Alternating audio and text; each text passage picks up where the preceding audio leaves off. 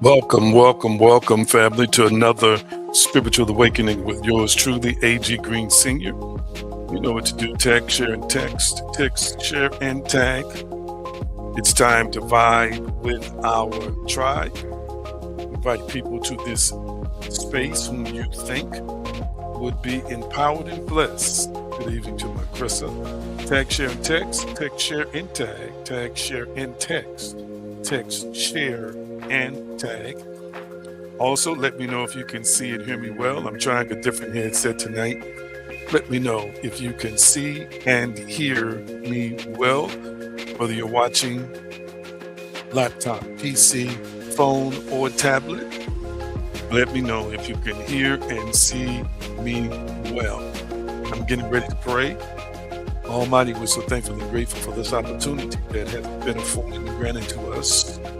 As we are one in spirit and one in consciousness, we open ourselves up to the source, the sustainer, the creator, the divine, to lead us and guide us on this wonderful journey to evolve, transform, and ascend. We thank you for healing, wholeness, inner and outer transformation. We thank you even right now for what's happened and what's about to happen, the becoming. We are becoming. We are becoming. And by faith, we have completed the journey. And we thank you for all that is reserved and in store for us as we connect across timelines, as we connect across consciousness. We bless you as we remember the name, the consciousness, the power, the way of Yeshua HaMashiach. It is so. And so it is. Let's see. Linda says she can hear and see me well. Anybody else, can you hear and see me well? Let me know if you can see and hear me well. Thank you for that feedback, Linda. Let me know if you can hear and see me well. Can you hear and see me well? Our resident therapist, Pastor Cotton, is on tonight. Good to see you, sir. Good to see you. Chris, of course, been on first. Everybody who's logging in now, even as I speak, thank you for taking our time in your schedules to connect with us. So you can see and hear me well. The sound quality is good. Okay. Thank you so much. Thank you so much. Wonderful, wonderful, wonderful, wonderful. As we prepare to continue our discussion tonight, I always like to take you through our introduction, take you through our conditioning and preparation of what's getting ready to happen. I like to remind you of what Ephesians 3:20 says. Now to him that is able to do exceeding abundantly above all that we ask or think, and it is according to the power that worketh in us. Guess what? I'm not powerless, I am powerful. I want you to type it in the comment section. I am powerful. Come on, type it in the comment section. I am powerful. Come on, own the power. Recognize the power. Operate in the power, acknowledge the power. You've got to own it, you've got to embody it, and you can't be ashamed of it. Power by divine permission, power given to us by the creator source, sustainer of all things. That's it. Type in the comment section. I am powerful. Come on, type it in the comment section. I am powerful. Speak it out loud in your environment, no matter where you are, no matter what you're doing, even if you're on your job, maybe working on the line. It's all right for you under your breath to declare and decree, I am powerful. Isn't it good to know that you are a powerful divine spiritual species and the power works from within you? The power is resident in you. You are the one who's incumbent with bestowed inherent power. I am powerful. What a wonderful, wonderful thing it is to recognize that no matter what situation, no matter what circumstance you're dealing with, you are powerful. And in any given moment, when you consciously decide that you are ready for situations and circumstances to come to an end, you can exercise this intrinsic, congenital, inherent power that you possess as a divine spiritual being. So glad to see you, and you today. And don't forget, if you're coming in, tag and share, text, like. course, you're watching on Facebook right now, so there isn't the ability to like. But you can give some emojis, put some emojis in the comment section, so forth and so on, and let me know that you're enjoying the presentation on this particular night. Again, so glad to see everybody on. Want to remind you, you can follow me and like and subscribe on social media. AG Green Now on TikTok, Instagram, Facebook, Pinterest, Twitter, and YouTube. So glad again to see you, and visit us on our online hub, theaggreen.com. That's theaggreen.com. Of course, if you want to order prayer or partake of some other spiritual tools to help you on your journey, visit divinespeciesshop.com. And of course, visit us on Patreon, where you can become a member. We suggest the 10 tiers as we are continuing to roll out relevant, vibrant information every single week to our tribe. Come on, type it in the comment section. I'm vibing with my tribe. Come on, type it in the comment section. I am vibing with my tribe. I am vibing with my tribe. That's it. Type it in the comment section. I am vibing with my tribe. Thank you so much for connecting and vibing with us on tonight. There you go. I'm vibing. I am vibing with my tribe. There's nothing like being in sync and, in a sense, connected resonance with other spiritual species, other spiritual beings who possess this physical avatar body. There's nothing like having connection. There's nothing like having fellowship. There's nothing like having a deep belonging with a particular group. And I'm so glad that you all are my tribe, that you've taken out time in your schedules to connect with your tribe again on tonight. That's it. I'm vibing with my tribe. I'm vibing with my tribe. I'm vibing with my tribe. Thank y'all so much. Thank you so much. I'm going to prepare to get into this teaching in just a few minutes.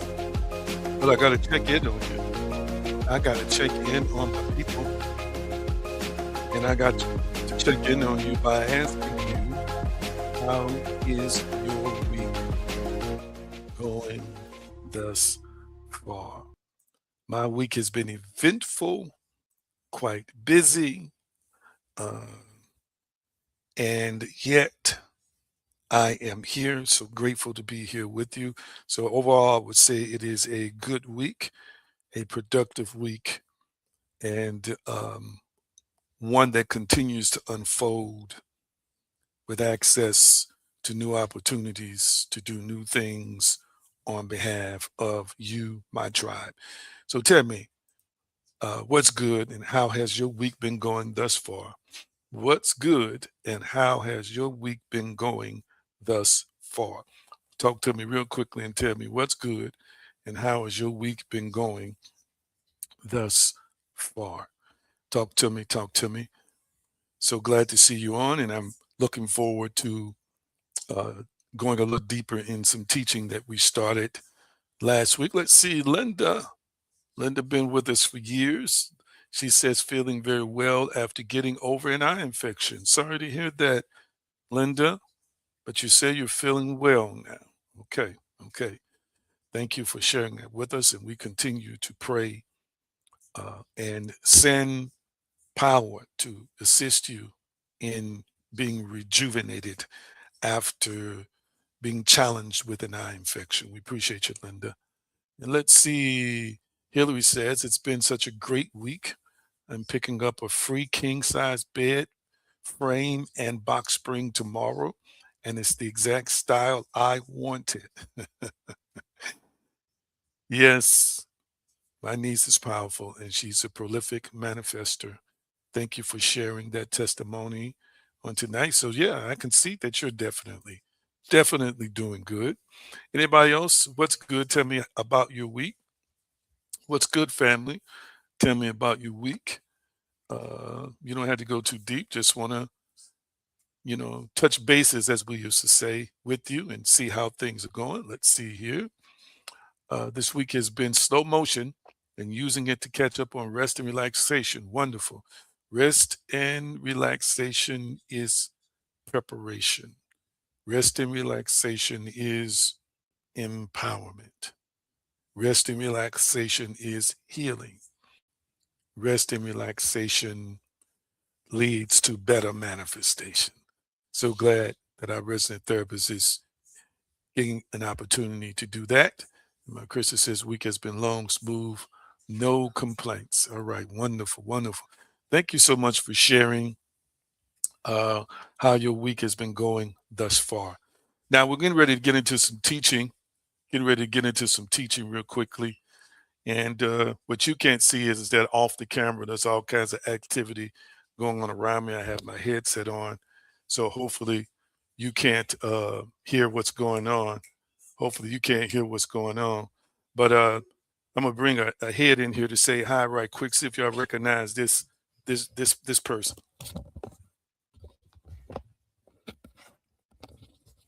Can I see me? Good evening, everyone. Hope you're having a splendid and beautiful night. You can't see me. Well, I can't see you, but you can see me. Just wanted to stop in and say hello. And remember, you are powerful.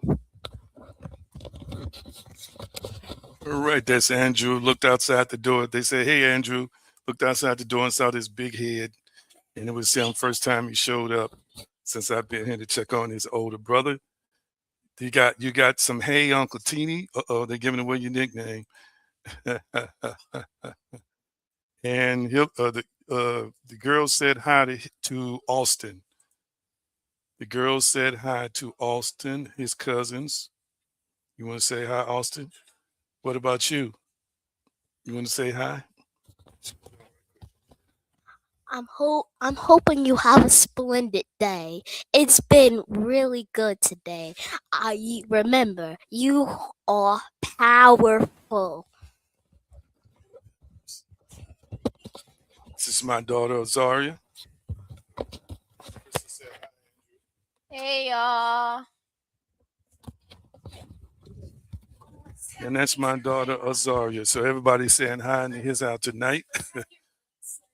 Oh Lord, this I don't have it. Just look at this. Just this eating machine. He is a good dog though. Okay, everybody getting to say hi with 2 legs and 4. Hillary speaking to you, Zaria. Thank you so much for allowing them to come in and say a few words. Supposed to be Andrew, but nevertheless, we appreciate you. It's always good. They say cute puppy.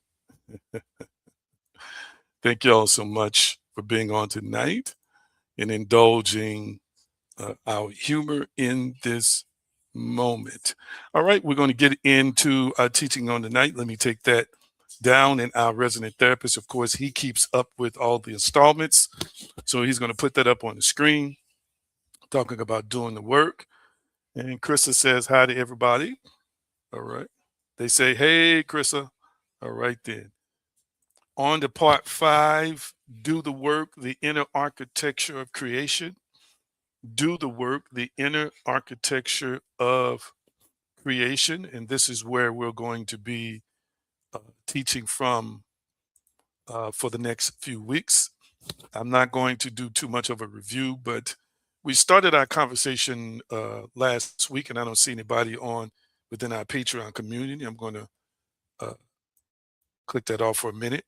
We kind of started out last week with discussing with you about the relevance and importance of embodiment. And we started you out by, I guess I am going to recap, talking to you about embodiment being creation. Embodiment is creation.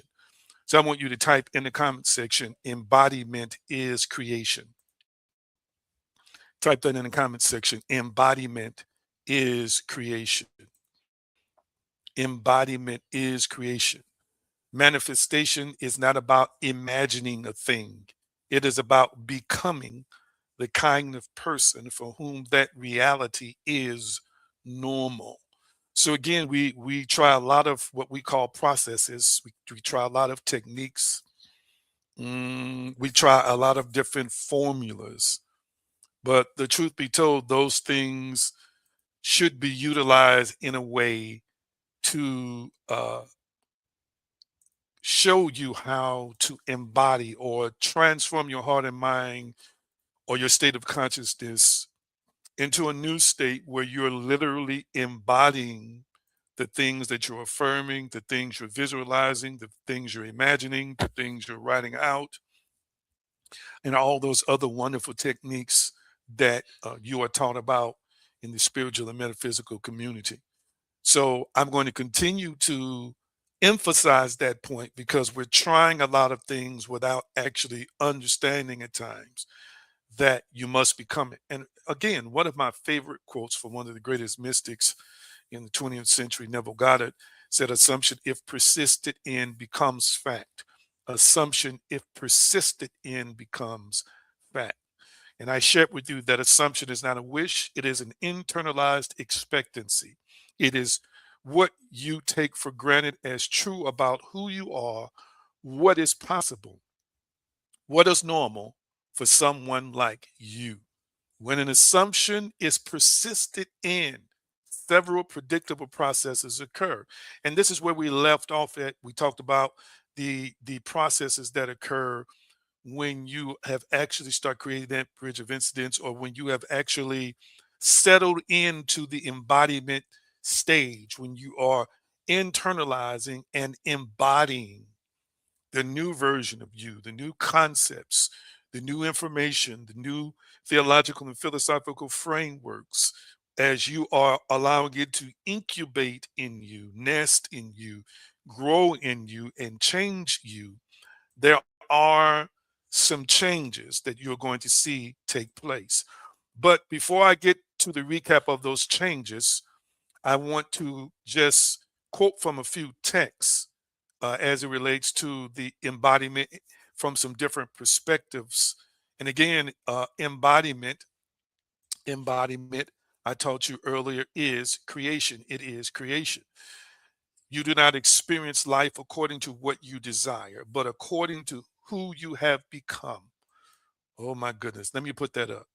You do not experience life according to what you desire, but according to what you have become.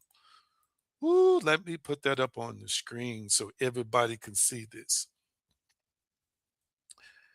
I continue to share like the Hermetic principles, as above, so below, as within, so without, because I want us to understand, family, that whoever it is you believe you are right now is the identity, again, that is your state of consciousness that you are operating in at all times until you change it. Life is lived based on this identity. It is based on who you have become. Family, tribe in this community, hear what I'm saying today. Whatever it is we're seeing in the three-dimensional physical world is feedback to us, but it comes from us. And again, you've been taught that a creator on a distant plane somewhere is creating everything you see in the world that's external to you. But what I want you to understand that you are a co-creator yourself. And as a co-creator, whoever it is you have become is the thing that your life is reflecting back to you. And it is what your life, in terms of manifestation, is showing you, is revealing to you. Again, it is the revelation. The outer revelation is from the inner revelation, and the outer manifestation comes from the inner revelation of self. I want you to really, really embrace this. I want you to really, really accept this. In the biblical text, Yeshua said, according to your faith be it unto you. We've quoted this many times from Matthew 9:29. Faith here is not intellectual belief, it is assumed identity. It is assumed identity. What you take as true before evidence appears. Oh my goodness, I'm going to say it again. What you take as true before evidence appears. What I want people to understand is this: you and I are responsible. The evidence we see in our world comes from within us. I'm going to say it again. The evidence we see in our world comes from within us. And I love the text. You know, I quote it all the time. When the two blind men came to Yeshua, and he said, according to your faith, be it unto you. Message translation said, become what you believe. Again, he's sharing with them that you have assumed an identity. And the identity, your faith has created an identity or caused you to assume an identity that through me, you have your sight. Or with connection to me, you are a seeing, non-blind person. And he said, according to your assumed identity as the healed, so be it unto you. We quote from the text all the time. We use it a lot here. As he thinketh in his heart, so is he. Proverbs 23:7. I want you to understand that when you believe in something, bad or good, negative or positive, something that is building you up or something that's tearing you down, you are the one who is responsible for, with seed thought, initiating an action that will lead to the manifestation of those thoughts. And again, it comes from what you assume, what you persist in, as Neville said, that becomes fact. All right. I want you to hear me. I want you to hear me real clearly. So understand this is a a metaphysical law. And you and I right now are operating from a subset of beliefs, a subset of things that we believe are reality. We are operating from beliefs about money. We're operating from beliefs about relationships. We're operating from beliefs about career.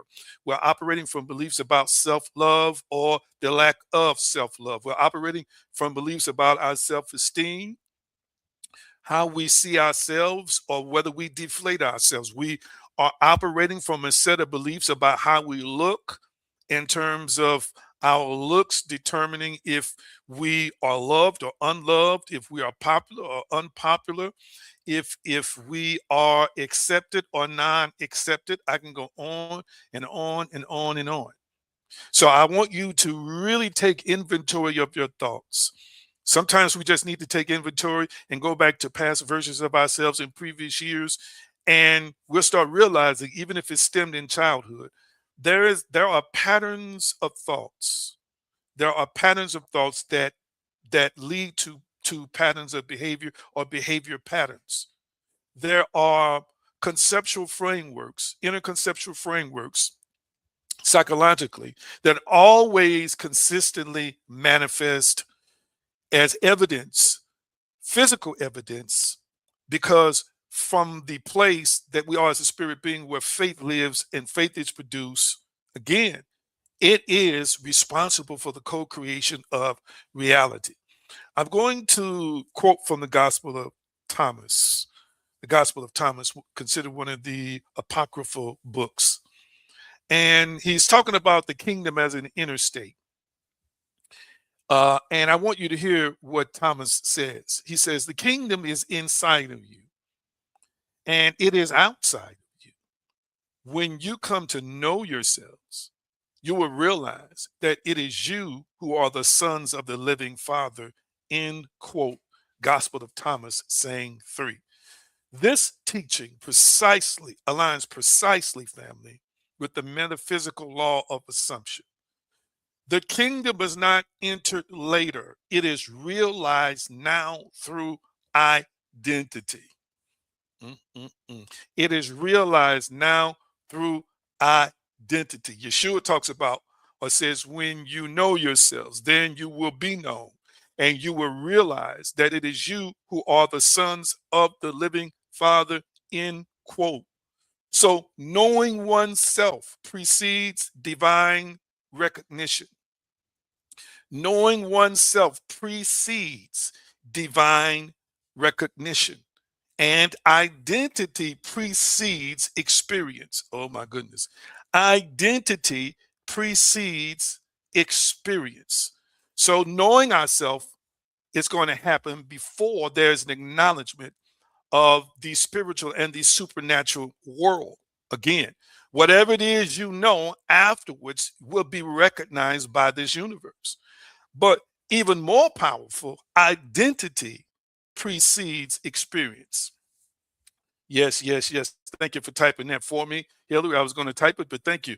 Identity precedes experience. Real quickly, we're in class tonight. Tell me what that statement means to you in the comments section. Talk to me. What does that statement mean to you? Identity precedes experience. Tell me real quickly what that statement means to you. Identity precedes experience. Yes, I'm the teacher, but we're in class. So I want to see your comments in the comment section. I want you to talk to me and tell me, what does that statement mean to you? Identity precedes experience. Identity precedes experience. Andrew, come on over to YouTube. He's on Patreon, and he says, "Become it before you." He's saying on Patreon. Let me pull it up. Got to open up my phone here real quickly. He says, "Become it before you physically have it. Become it before you physically have it." Okay. This is what he's sharing with us from Patreon. Become it before you physically have it. Very good. Very good. Let's see. All right. Let's see who else is going to chime in on that. You must embody it before you experience it in the 3D, is what Hillary says. You must embody it before you experience it in the 3D. Anybody else want to share? Anybody else want to share? Anybody else want to share? Anybody else want to share real quickly what this statement means to you? I'll put it up again since she typed it before. Okay. Anybody else? Okay. And be it before becoming it, says Krista. Be it before becoming it. Very good. Be it before becoming it. All right. Let's see. Resident therapist says, before I can live my dreams, I must act them out now in reality. All right. All these statements are good. All these statements are wonderful and do contribute toward adding clarity to this statement: identity precedes experience. So a good example is, again, let's look at money. Let's look at money. And if we are living the identity of scarcity, if we are living the identity of a person who always seems to come up short financially, if we are living the identity of a person in financial struggle, living this identity of a person of financial struggle, all right? If that's the identity, watch this, we live that first, and then we have the experience in the physical world of that, which means that if I'm embodying lack and scarcity and financial struggle and financial loss, then my experience is going to be my choices, how I choose, how I choose to purchase, how I choose to decide what I eat, what I don't eat, is going to be based on that identity. But let me go back, and then I'll make some some layering points. First of all, I want you to understand that the longer we persist in that, the mind frame of scarcity and lack and financial struggle, in terms of being the identity of that person who is that, we're going to continue to manifest more of that. Meaning that our thoughts of struggle, our thoughts of lack, and all of the other sad, maybe depressing thoughts associated with us believing that we're impoverished, is going to create evidence in the physical world that we are impoverished. And there are a lot of people who believe they deserve to be poor because they don't have a good job. They believe they deserve to be poor, maybe because they have made certain mistakes along the way. They believe they deserve to be poor, maybe because they lack education. or they believe they deserve to be poor because somebody put them in a situation. They say put them in the situation they're in, and that's why they're struggling the way that they're struggling. What I want you to understand is this: as long again as we continue to believe this, as he thinketh in his heart, so is he, we become that and we manifest more of that. So, because identity precedes experience, now I'm going to experience in the physical world the life of a person who is one who struggles financially, is one who has very little resources, who is one who believes they're at the bottom of the financial totem pole, believes that they are at the bottom of the financial ladder. Catch that. Now, my experience is going to be I can't afford that. My experience is going to be stress when bills come due because you are the person who does not who typically believes I never have enough, who struggle with having enough. You're making decisions again based on finances. If you can buy, if you can travel, watch this, if you can love. Yeah, we make decisions on that too. Well, I shouldn't be in a relationship with anybody because I just don't have enough to contribute. I just don't have enough financially. I don't have nothing to bring to the table.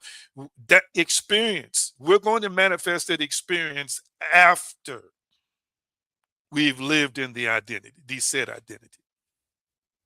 Okay, so identity is going to precede the experience we have in the natural three-dimensional physical world. And so I got to ask you the question, excuse me. I want you to ask yourself the question. I want you to ask yourself the question. What identity do I possess right now? What is my identity? What is my identity? It's a loaded question. It can bring forth a complex answer. And sometimes we have to subdivide aspects of our being to come up with a sum total of an answer. But if we do the work, we'll see who we are in this area, we'll see who we are in that area, we'll see, maybe how pain and as well as good things have shaped and formed our identity and how it has impacted us in both positive and negative ways. But again, whatever it is you hold as your identity is going to show up in the world. And you and I make choices. There's a lot of choices, not a lot of choices. Every choice we make is based on the identity we believe we possess. I want you to hear me.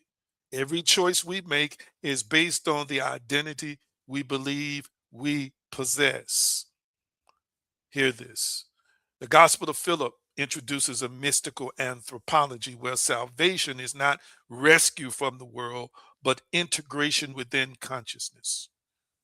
Here's from the Gospel of Philip. Those who say they will die first and then rise are in error. If they do not first receive the resurrection while they live, when they die, they will receive nothing, end quote. So check this out. Resurrection is not embodied transformation, not a post-mortem event. This reinforces the metaphysical sequence: assumption, identity, embodiment, experience. I'm going to put that up on the screen for you. Assumption, identity, embodiment, experience. Hear what I'm saying today. Hear what I'm saying today. Resurrection is embodied transformation. You should be resurrected now. I'm going to say it again. You should experience a resurrection right now. I'm going to put this up on the screen for you. You should experience a resurrection right now. Look at that on the screen. Assumption, okay, then identity is formed. Then we embody that identity from who we assume to be, and then we experience it. Hear what I'm saying today. Uh, and I have quoted this to you all before, and I'm going to use a different phrase. Let me tell you what is radically altering and shifting my life. And again, it is happening because as the text would talks to us about biblically about dying daily, and then we see from Philip's gospel in the apocryphal text, we're quoting from Philip's gospel, the Gospel of Philip, which is not in what we call the 66 books of the Bible. He talks about resurrection. There must be a dying to self daily, but also there must be a resurrection of a new you as often as possible. So what is really, as the church folk would say, blessing me, what's really been helping me, family, even when I have tinges, iotas, margins of fear or anxiety, looking at a situation that just looks like it's not in alignment with faith, alignment with what I have created inwardly. What is really, really, really blessing me is to embody the state or live in the situation fulfilled, live in the situation as being done. I mean, I know that's really what faith is, but it's not really taught like that. The mechanics of faith are not really taught like that. For example, a person who has great faith has the identity of a person of faith. You are a faith person. You are a master of faith. It is a part of your identity. But when let's just say let me see, what's a good example. Let's say that I'm trying to find a good example. Say you want a phone. There we go. Say you need a new phone. Say your phone keeps going out on you and you're tired of having to restart it, and it doesn't do updates anymore, and so forth and so on. Family, don't beg for the phone. All right, don't speak I don't have the phone, and stop talking about how much money it costs. Again, because you are the one, as this spiritual being who lives in this physical earthly house, who becomes what they think and then has the power to speak things and it happens, to think and believe things and it happens. You don't want to indulge in those activities. It's counterproductive. You're going to have what you say. So what you do is you become the person, family, who has a new phone. I'm going to say it again. You become the person who has a new phone.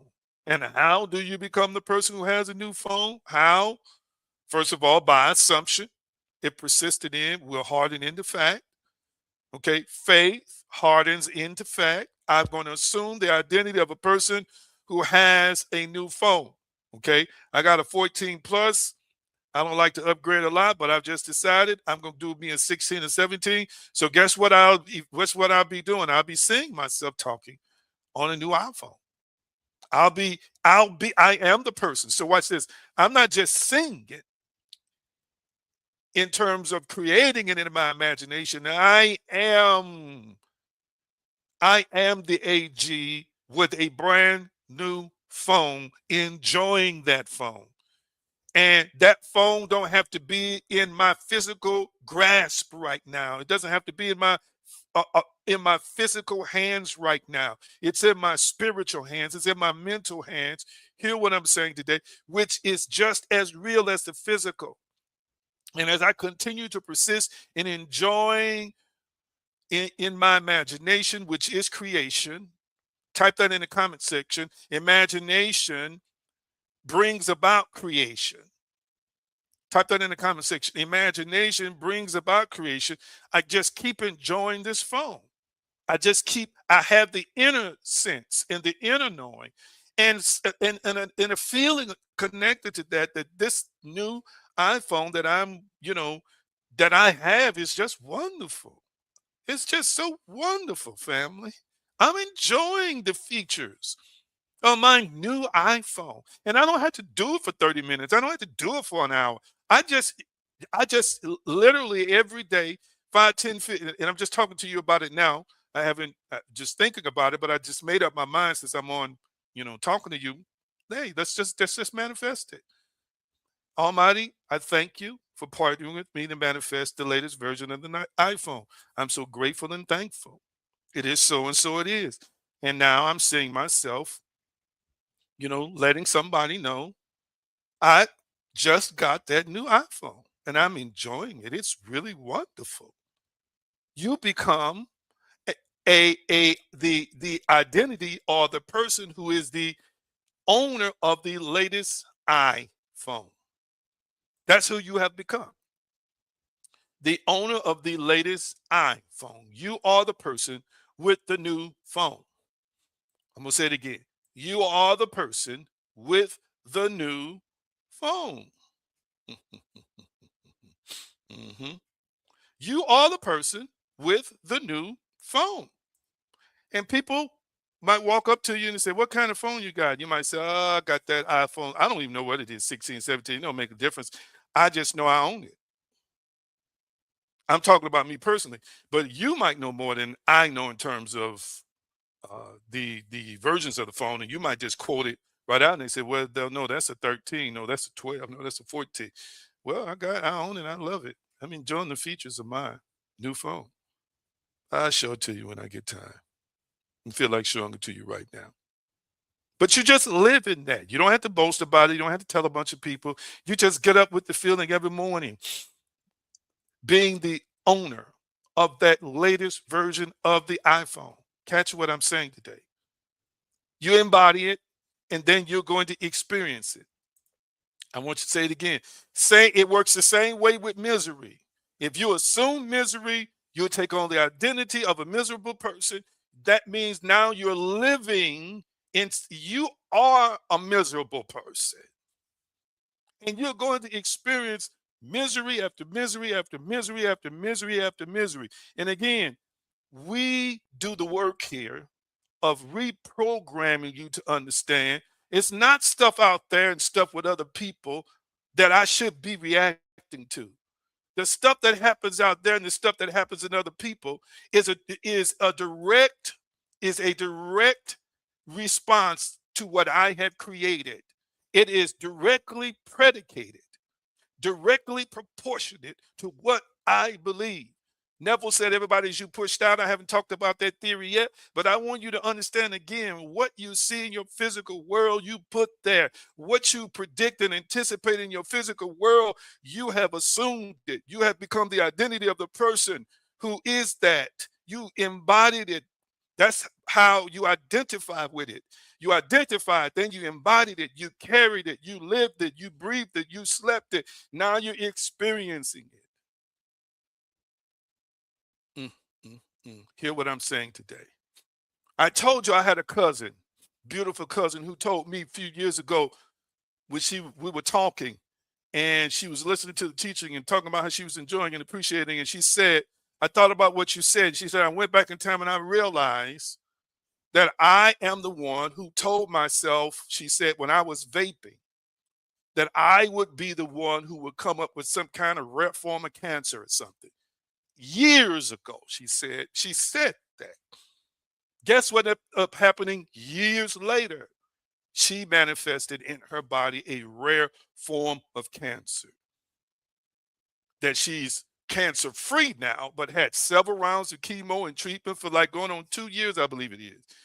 And she admitted to me, yes, after listening to you, I realized I did this. I said it, she said, years before that. I want you to hear me. I want you to type it in the comment section. Type this in the comment section. I am a prophet. Come on, type that in the comment section. I am a prophet. Come on, type that in the comment section. I'm going to explain. I'm going to explain in a minute. I am a prophet. I am a prophet. See, Reverend, I don't have no gift of prophecy. I don't operate in no office of prophecy. I have not been anointed a prophet. You're still a prophet. Thou shalt also decree a thing, and it shall be established unto thee, and the light shall shine upon thy ways. You decree it, it's established, the foundation is laid, it happens. Death and life is in the power of the tongue, and they that love it shall eat the fruit thereof. Okay? Do I need to keep going? You and I, based on what we think and speak, literally are prophesying to our own selves. This is why, family, you don't need somebody with some title to tell you what should and should not happen in your life. Don't get me wrong, it's beneficial when people can discern things and see things through the eye of the supernatural. But we are our own personal prophets. Every single day, we are thinking and speaking stuff that happens in our lives. Did y'all catch what I just said? Every single day, we are thinking based on what we believe, we are speaking based on what we believe, and we see it. Well, I knew I was just going to run out.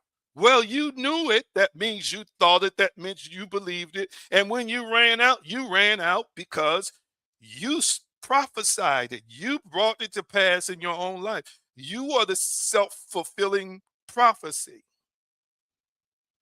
You are your own personal prophet. Hear what I'm saying today? You don't need anybody to run up to you and tell you the Lord showed me. Don't get me wrong. It's wonderful when it happens. I did it for 30 years. Was seen by many to be a pretty accurate prophet. But then I started learning. People can prophesy their own lives just like I learned to prophesy my own life. I don't need to. I appreciate it if you see it, but I still have to receive it. I still have to accept it. Check this out. You can prophesy your own car, your own home, your own relationship. Come on here, somebody. You can prophesy how the day is going to be. You can command your day from the beginning.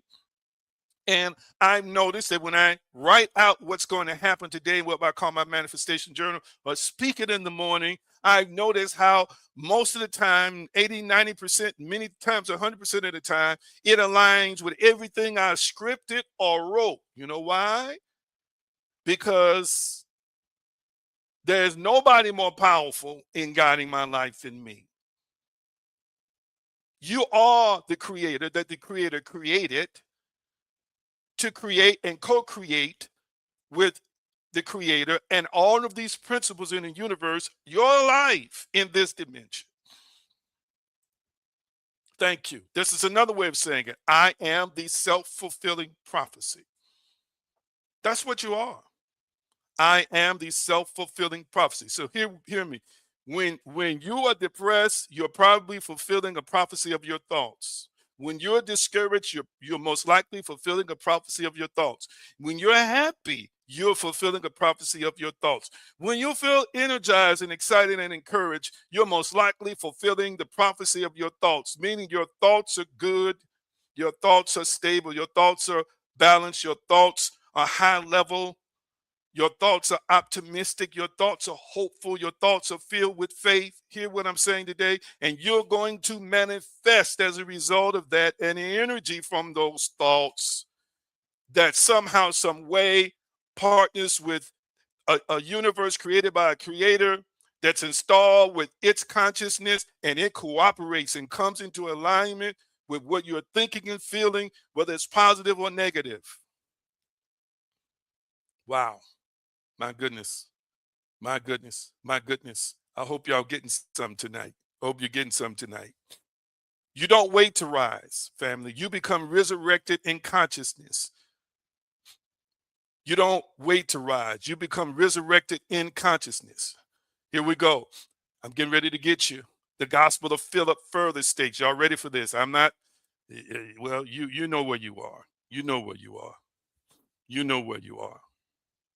You know where you are. I'm a quote from the gospel of, this is deep here. This is deep here, but some of y'all might get it after a while. Just don't burn bread on it. Just don't talk about me. The gospel of Philip says Christ came to make some into Christ. I'm gonna say it again. Christ came to make some into Christ. We're supposed to put on the mind of Christ, according to the biblical text. We're supposed to have the mind of Christ. We're supposed to let this mind be in you, which was also in Christ Yeshua. Hear what I'm saying today. Hear what I'm saying today. What I want you to understand is, again, I have shared with you all how Yeshua modeled before his pupils, his students, how to be like him. He was showing them things just to tell them, just to show them you could be just like me. And remember, we've briefly covered the text, and greater works than these shalt thou do. I'm going to the Father. I'm being reabsorbed back into the spirit dimension. But you can do greater than me. Did you catch that? And a lot of people explain it away. And let me tell you why it's explained away. Because you're trying to interpret it through a religious lens. And in your religious lens, Christian religious lens, you limit the offspring of Christ because you have categorized them as a son of God that's one with God, homoousios, probably didn't pronounce that right, of one substance, of one being. I don't want to get into that. Therefore, you have demeaned, diminished, emasculated, and belittled yourself to the point that you feel like you have power, but it's miniature power, it's little power, and it's subject, watch this, to if the creator through its will allows you to even exercise such power that Yeshua says, greater works than these shalt thou do. So what happens is you water it down and you explain it away. Hear me, family, hear me. Yeshua modeled resurrecting the dead so that they could do it, walking on water so that they could do it, healing the sick so they could do it, feeding 5,000 so they could do it. Did you catch what I just said? The mind of Christ, Christ consciousness, is to be operating in us, family, at all times. At all times. I want you to see, Christ is not merely an external savior. Christ is a template of consciousness to the embodied. Ooh, that's good. That's good. That's good. That's good. A template of consciousness to the embodied. I want you to type it in the comment section. I want you to type it in the comment section. I want you to type it in the comment section.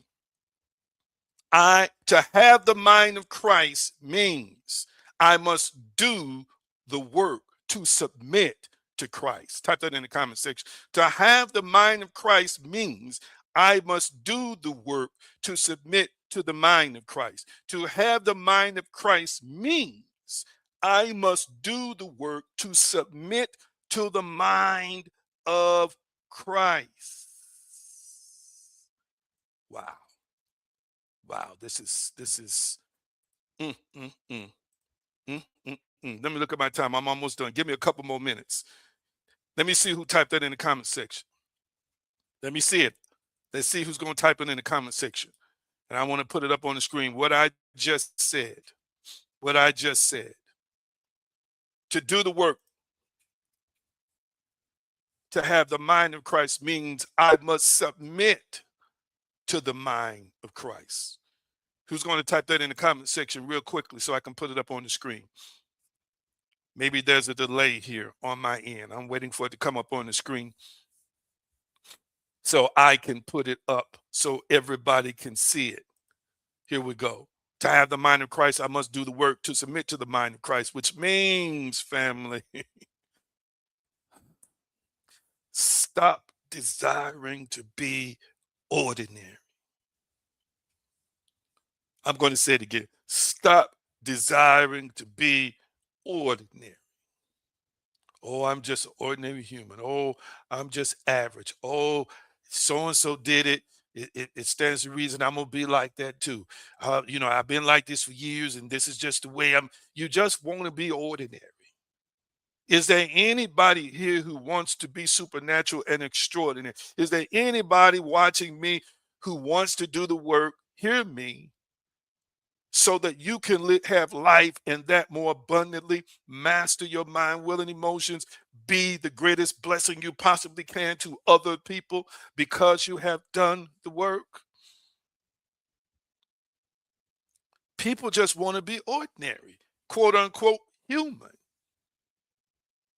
There's a lot of things that have become natural as a part of the human experience.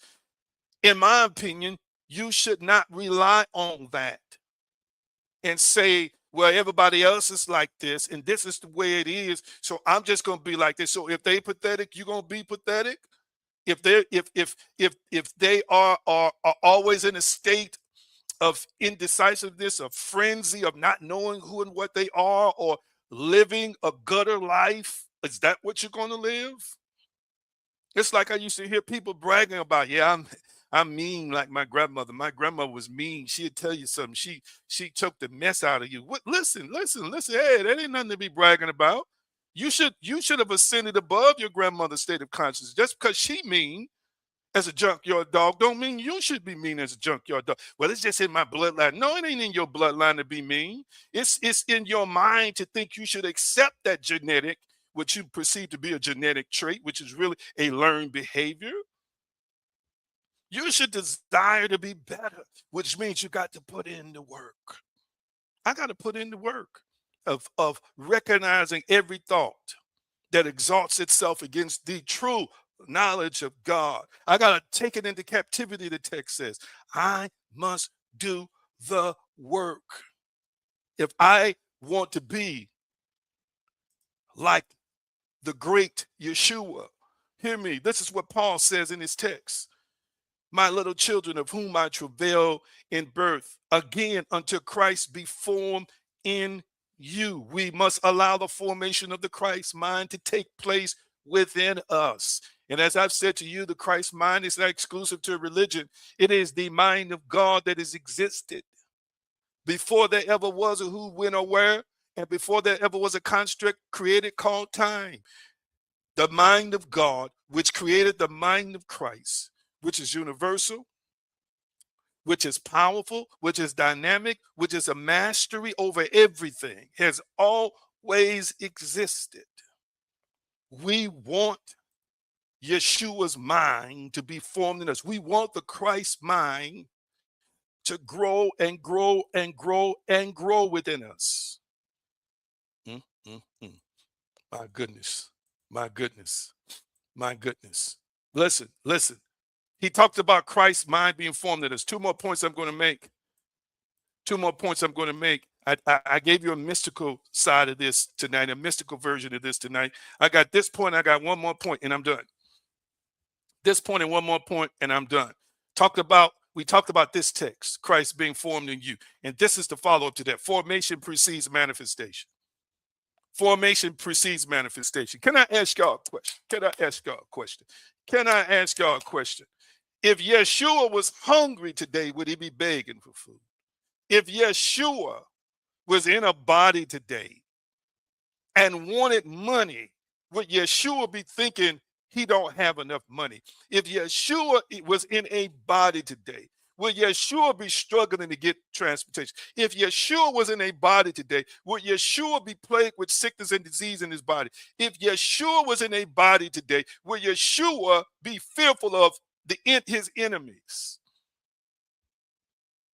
The formation of the Christ mind precedes the manifestation of what the Christ mind offers. It is a creative mind. It is a Genesis mind. It is an origin mind. It is a powerful, dynamic mind that encompasses everything, and everything yet is encompassed within it. It is a mind that is cosmic. It is a mind that is ascended and transcended. Catch me what I'm saying today. It is a mind that lives from above, not beneath. I feel this. Thank you. This formation precedes manifestation. If you want to know the mind of Christ, go to the Gospels and study the Gospels. If you want to know the mind of Christ, pay attention to how Yeshua conducted himself. Pay attention to Yeshua's ways. Pay attention to Yeshua's teachings. And I stop with this last point. And here it is. Christ in you is the mystical engine of transformation. Hallelujah. Christ in you is the mystical engine of transformation. It is the engine that makes everything go to transform you or change you into another form.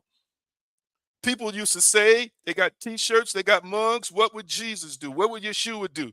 Listen, that's a good question for us to ask ourselves in this tribe. What would the Christ mind do right now? If you're about to cuss somebody out, what would the Christ mind do? If you're about to choke the hell out of somebody, what would the Christ mind do? What would the Christ mind say? Here's what I'm saying today. If you're begging and pleading for something to treat you right or something to change, what would the Christ mind do? The Christ mind spoke to storms, and even the wind and the waves obeyed the Christ mind. The Christ mind, watch this, recognized political authority, but knew it was above all political authority. What would the Christ mind do? As Christ is being formed in you, if you want to change, make a commitment right now, family, in doing the work to take on the mind of Christ and allow the mind of Christ to express itself through you. And yes, some folk won't like it. Yes, it means you can't hold on to fear. It means you can't hold on to that old crippling self. It means you got to die to an old version of you, but that's all right because the newer version is better. The greater version is better. The Christ amped version, the Christ revised version of you is much better anyway. I feel like running. I feel the presence right now. Am I making sense to anybody? The only one typing right now is Linda. Thank you, Linda. Am I making any sense to anybody right now? Christ in you is the mystical engine of transformation. If you just decide, I'm going to submit to the will and the way of Christ's mind equals Christ's consciousness.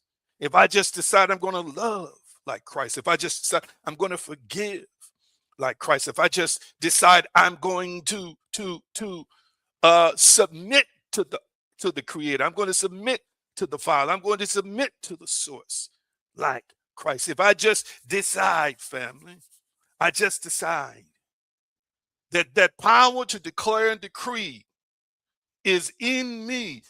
Hear me. It's right there in the Gospels. It's right there in the book. And it's right there in some apocryphal texts.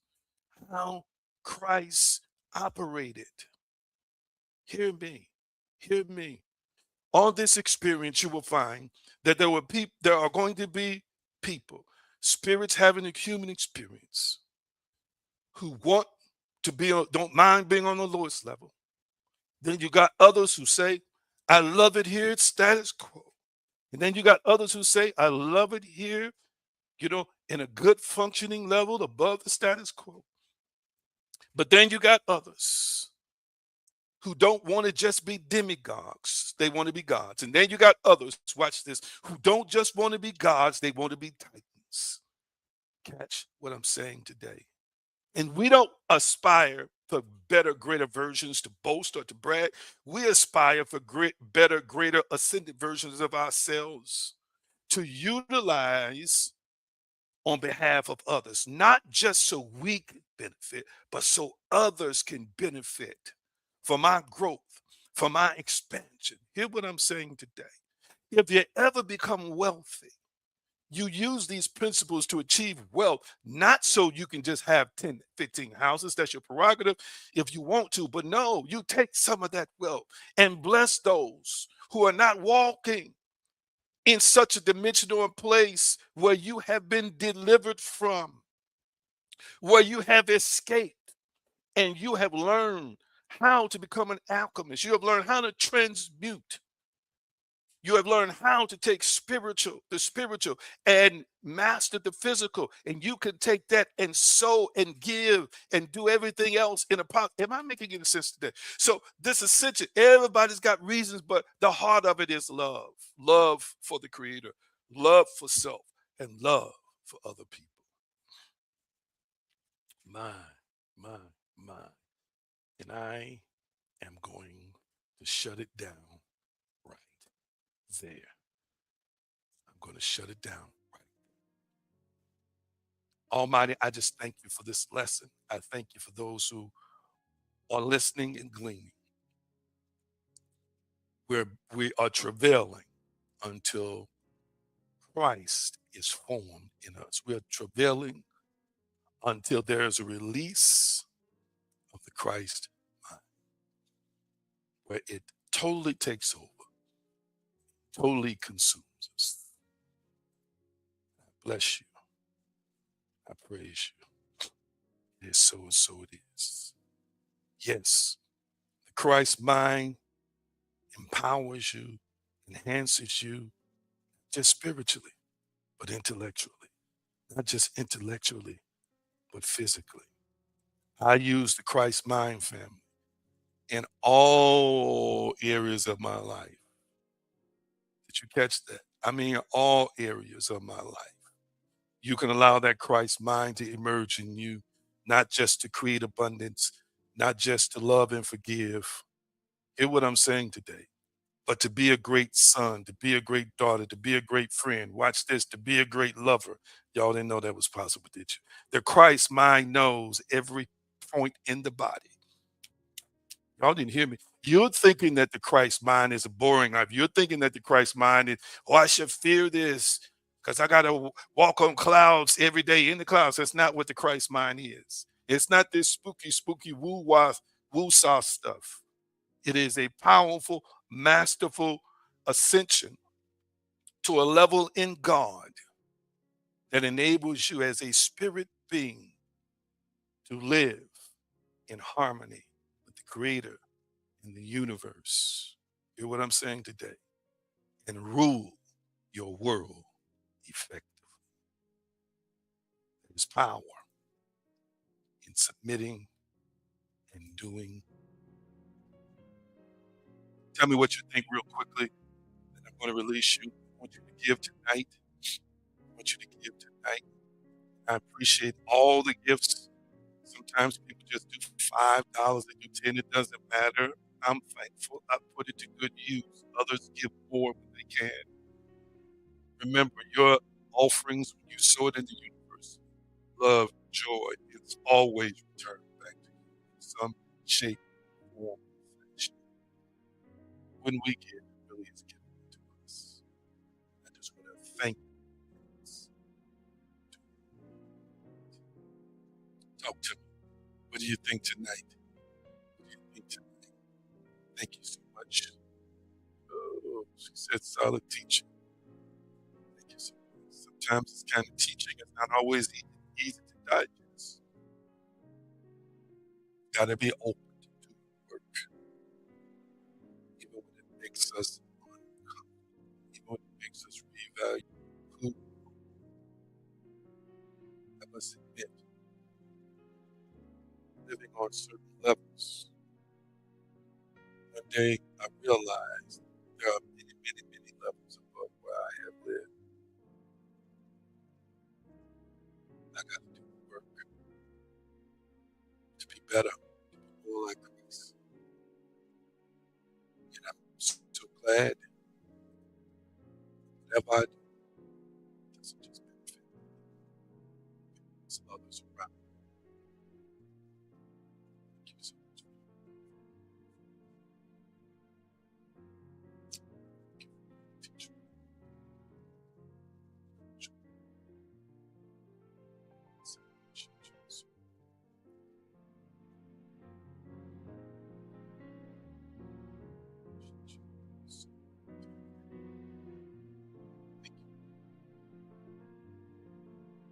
I gotta go.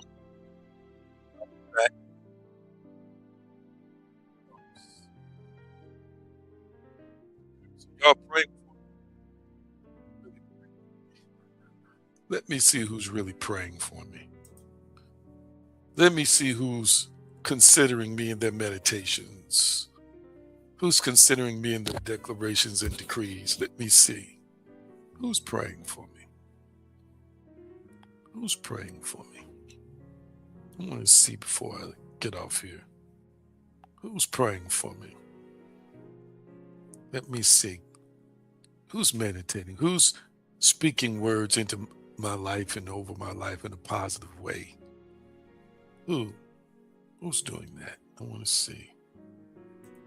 I want to see. Because I desire it. I desire it. That's why I'm asking your partnership. I desire it. Your strength. I desire it. Thank you so much, everybody who mentioned that I am in your thoughts and in your prayers. Thank you. Thank you. Thank you. Yes, yes, yes, yes, yes, yes, yes. Shalom, shalom, peace, wholeness, and prosperity.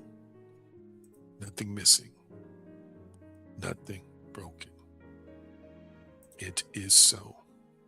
And so it is. Enjoy your evening, your day, your afternoon, or whatever time it is you're watching me. Do the work. Thank you for being a part of this journey of awakening and transformation. Support the Light Through Revolution, Inc. by liking, sharing, and giving. Cash App $AG Green and $AG Green Enterprises. You can also give by Zelle. Anthony G. Green at hotmail.com is what you use. And Chime $Anthony/Green/336. If you haven't joined as a member of Patreon, now is a good time. We're a spiritual community that's evolving, transforming, and ascending. If you like what you have seen and heard, connect with us. It's time to vibe with your tribe.